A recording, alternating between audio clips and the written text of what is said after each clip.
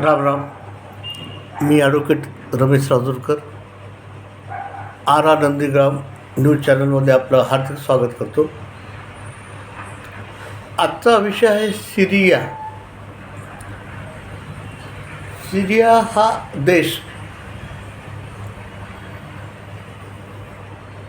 यवन बहुल आहे आणि या देशामध्ये याच्या 3-4 वर्षापूर्वी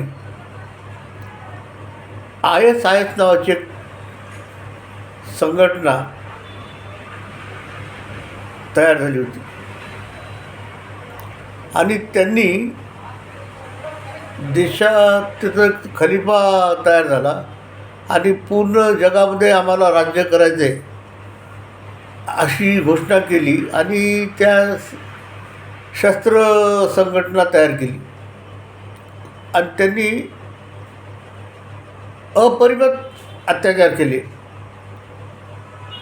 महिलांवर, लहान मुलांवर आणि तिथलच्या लोकांना त्यांनी मारून टाकायचं.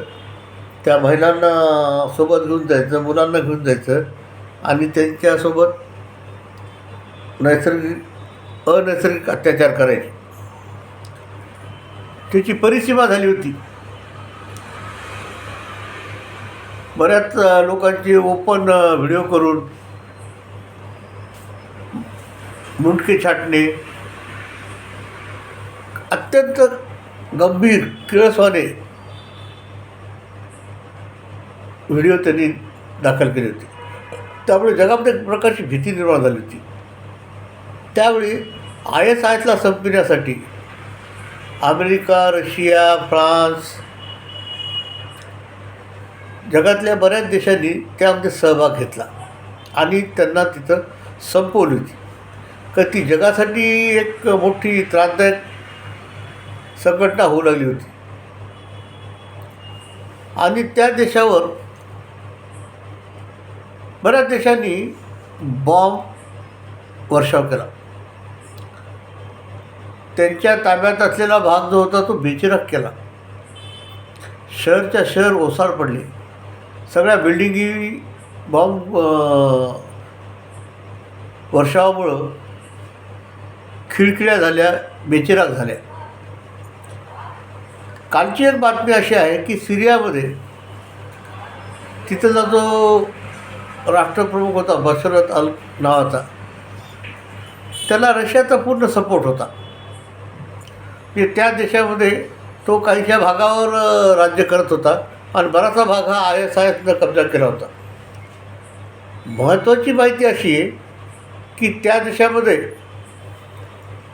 अमेरिकेला सपोर्ट करणारा ग्रुप, रशियाला सपोर्ट करणारा ग्रुप, तुर्कस्तानला सपोर्ट करणारा ग्रुप, इस्रायलला सपोर्ट करणारा ग्रुप आणि इतर राष्ट्रांना सपोर्ट करणारा एक टोळी ग्रुप तयार झाला आणि त्यांना ह्या देशाने शस्त्रसज्ज करून ठेवलं आणि मग ते एकमेकांच्या विरुद्ध त्याचा वापर करायचे. तर त्या संघटनानी त्या अल बशीरला पदच्युत केलं आणि तिथच्या संसदेवर, त्या शहरांवर कब्जा केला. तो अशरफ जो आहे तो रशियाचा सपोर्टर. रशियाने त्याला खूप सपोर्ट केला शस्त्रानं, सगळ्या वस्तूनं आजपर्यंत. तर मग रशिया त्यामध्ये उतरला. ऑलरेडी त्यामध्ये अमेरिका, इस्राईल, तुर्कस्तान, फ्रान्स अशा देशांच्या संघटना होत्या आणि हमास, हिजबुल्ला, हुती अशा प्रकारचे जे अतिरेकी संघटना आहेत त्यांचेसुद्धा त्या ठिकाणी ग्रुप होते आहेत, ज्यात ISसुद्धा आहे. म्हणजे जगातल्या एका शहरावर तिथलचं सरकार काम करण्यासाठी कार्यरत राहू शकलं नाही किंवा ज्याची तेवढ्या पूर्ण देशावर कमांड नव्हती, अशा देशावर या सर्व देशांनी कब्जा केला आणि या आतंकवादी संघटनांनी कब्जा केला. आणि आता अमेरिका, इस्राईल, फ्रान्स, तुर्कस्तान, रशिया या सिरियामध्ये बॉम्ब वर्षाव करतायत, हल्ले करतायत आणि चीनचा पाठीमागून सपोर्ट आहे रशियाच्या मार्फत किंवा तुर्कस्तानच्या मार्फत. तिसऱ्या महायुद्धाची सुरुवात ही सुरू झाली. या ठिकाणी ह्या सगळ्या देशांच्या सपोर्टेड संघटना आणि 4 आतंकवादी संघटना यांच्यामध्ये युद्ध सुरू झालं. म्हणजे इथलच्या सिरियाच्या भूमीवर सगळ्या जगातल्या देशांचं आज त्या ठिकाणी एकमेकांसोबत युद्ध चालू आहे.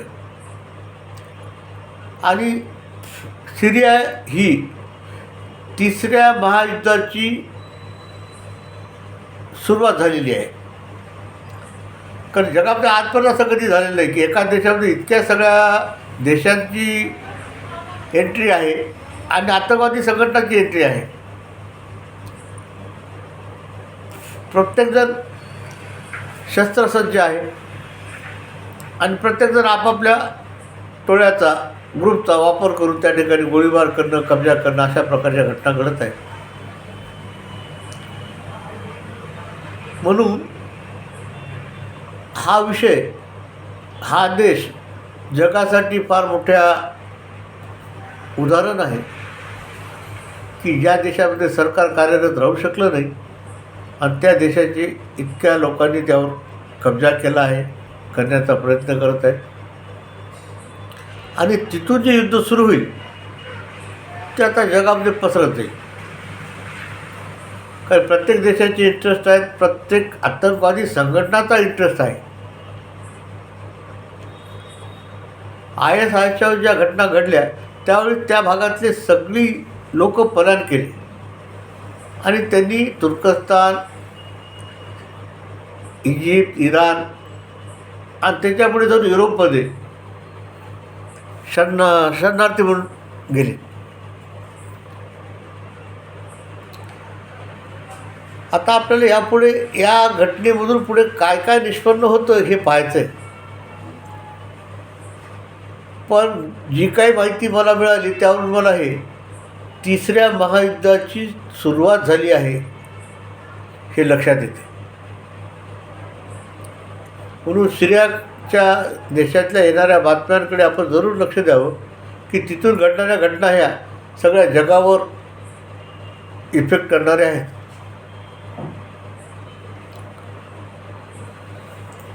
मला जी काही माहिती मिळाली किंवा जे माझ्या ऐकण्यात वाचण्यात आलं होतं त्यातली माहिती मी आपल्या समोर सांगितली आहे.